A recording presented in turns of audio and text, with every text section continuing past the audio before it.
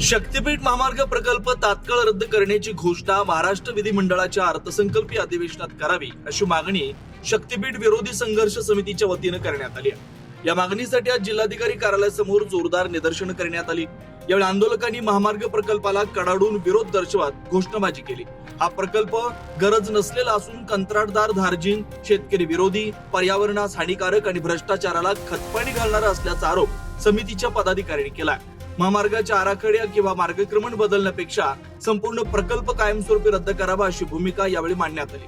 अन्यथा येणाऱ्या काळात तीव्र आंदोलन छेडण्यात येईल असा इशारा देण्यात आला। शेतकऱ्यांच्या जमिनीतून हा महामार्ग जाऊ देणार नाही असा निर्धार व्यक्त करत संघर्षाशिवाय पर्याय नाही असा इशारा आंदोलनकर्त्यांनी दिलाय। नाही मुख्य एकतर आपण जर अधिकृत जरी बघितलं तरी सुद्धा काही जागा हवं। आता जर आपण जर बघितलं तर काही शिरोळ तालुक्यातली गावं असतील, इकडची गावं असतील, पण चंदगडचं जे आहे, चंदगडमध्ये आजपर्यंत शक्तीपीठ महामार्ग एका जिल्ह्यामध्ये एका तालुक्यामध्ये जावा अशा प्रकारचा कुठेही आग्रह नव्हता। पण चंदगडमध्ये आल्यानंतर नगरपालिकेच्या निवडणुकीच्या वेळेला चंदगडच्या लोकांना हा मी रस्ता देतो अशा पद्धतीचं मुख्यमंत्र्यांनी त्यांच्या जाहीर सभेत सांगितल्यानंतर त्यांचं रेखांकन मधून चंदगडमधून परत हा रस्ता नेण्याचा प्रयत्न आहे। चंदगडच्या शेतकऱ्यांचा पण प्रखरपणे याला विरोध आहे।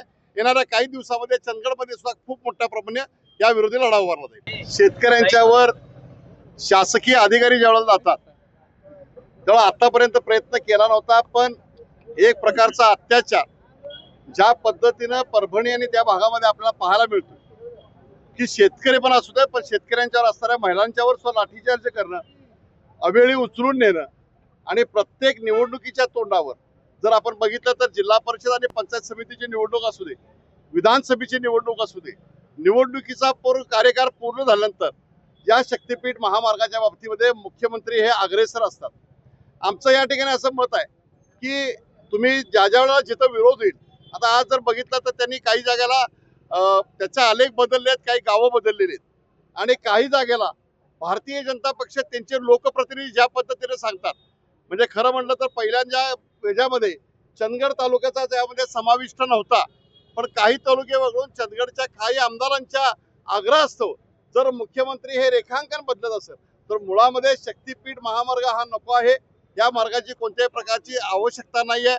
म्हणून महाराष्ट्रामध्ये या विधानसभेच्या आजच्या पहिल्या सत्रामध्ये आम्ही याला विरोध आहोत। याला शेतकऱ्यांचा पूर्णपणे विरोध आहे आणि ही आरपारची लढाई आहे आणि या लढाईमध्ये काही वेळेला शेतकरी शहीद होतील, पण आपल्या या पूर्णपणे निर्णयाच्या विरुद्ध बाजूने आम्ही जाणार आहोत आणि सरकारला विरोध आहे आमचा आणि सरकारचा हा आग्रह आहे, तो आग्रह त्यांनी मागे घ्यावा।